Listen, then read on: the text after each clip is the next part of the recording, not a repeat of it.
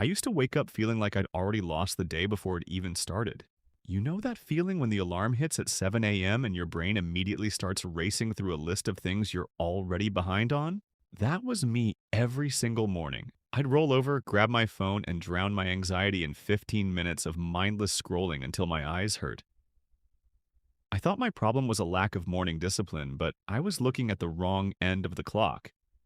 It wasn't my morning that was broken, it was my night. If you're struggling with burnout, if you feel like you're constantly vibrating with stress but getting nothing done, or if you're a student staring at a pile of assignments you can't bring yourself to touch, listen closely. Your tomorrow is decided by what you do tonight.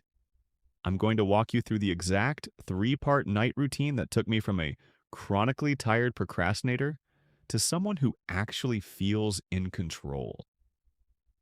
This isn't about some aesthetic 5 a.m. billionaire lifestyle nonsense. This is about biological reality and psychological momentum. Let's get into why your current routine is sabotaging your potential. Most people treat sleep like a light switch. They think they can go from 100 to 0 the second their head hits the pillow. You spend all day overstimulated by TikTok, school deadlines, and caffeine, and then you wonder why you're staring at the ceiling for 2 hours with your heart racing. That's the activation gap. If you don't bridge that gap, you'll never get the deep, restorative sleep that actually fixes your brain.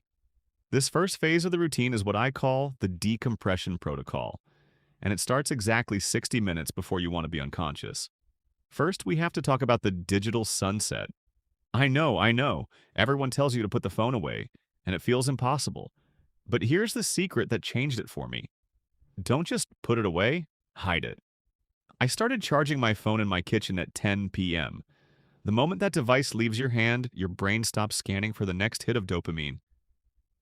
You feel this weird, itchy anxiety for about 10 minutes, and then suddenly your nervous system starts to settle. It's like a heavy weight you didn't know you were carrying just falls off your shoulders. But wait, if the phone is gone, what do you actually do? This is where people fail. They sit in the dark and get bored, so they go back to the phone. You need a replacement. For me, it was a brain dump. Take a physical notebook, not an app, and write down every single thing bothering you.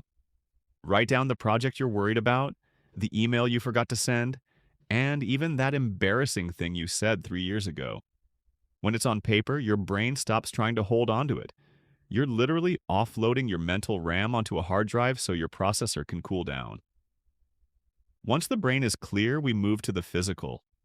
Most of us are walking around in a state of low-level fight or flight all day. Your muscles are tight, your breathing is shallow, and your cortisol is spiked. If you go to bed like that, you wake up feeling like you've been hit by a truck. I started doing 5 minutes, just 5, of basic stretching on my floor. Nothing fancy. Just a way to tell my body that the day is over and we are safe now. It's a physical signal to your parasympathetic nervous system to take the wheel. But here is where most people miss the mark. Even if you do all that, you might still wake up and fall into the same trap tomorrow. Why? Because you haven't dealt with the decision fatigue of the next morning. If you wake up and have to decide what to wear, what to eat, and what to work on first, you've already used up half your willpower before you've had coffee.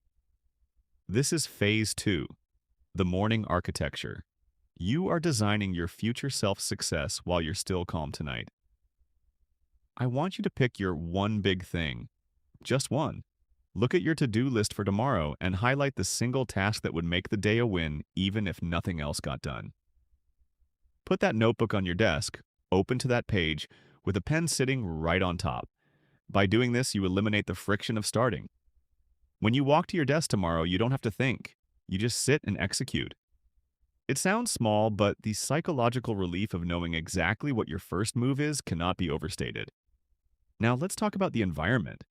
If your room is a mess, your mind is a mess. I'm not saying you need a deep clean, but I do what I call the 3-minute reset.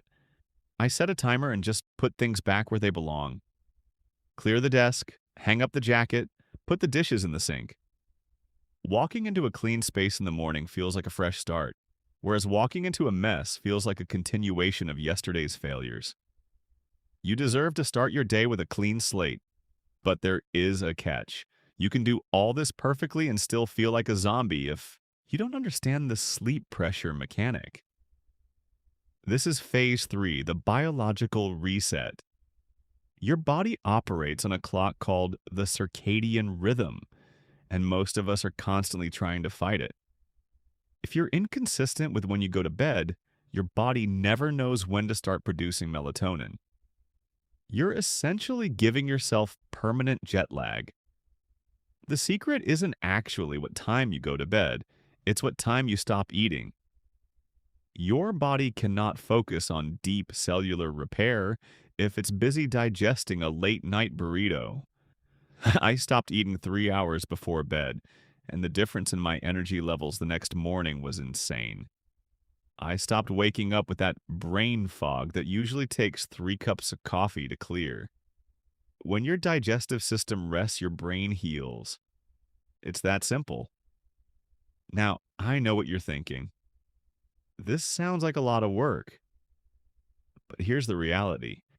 Being tired all the time is more work. Being stressed and behind on your goals is more work.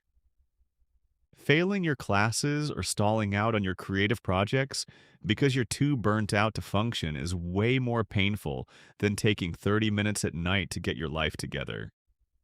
You aren't losing 30 minutes of your night. You're gaining 4 hours of peak productivity the next day. Think about the version of you that exists 6 months from now if you keep doing what you're doing. Is that person happy? Are they closer to their goals? Or are they still stuck in the same cycle of I'll start tomorrow, only for tomorrow to never come? You have the power to break that cycle right now. You have the power to decide that tonight is the night things change. Not Monday, not next month. Tonight. I want you to try something. Just for one night.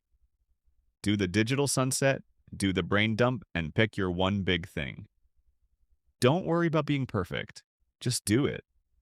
When you wake up tomorrow and feel that rare, beautiful sense of clarity because you actually have a plan, you'll realize what you've been missing.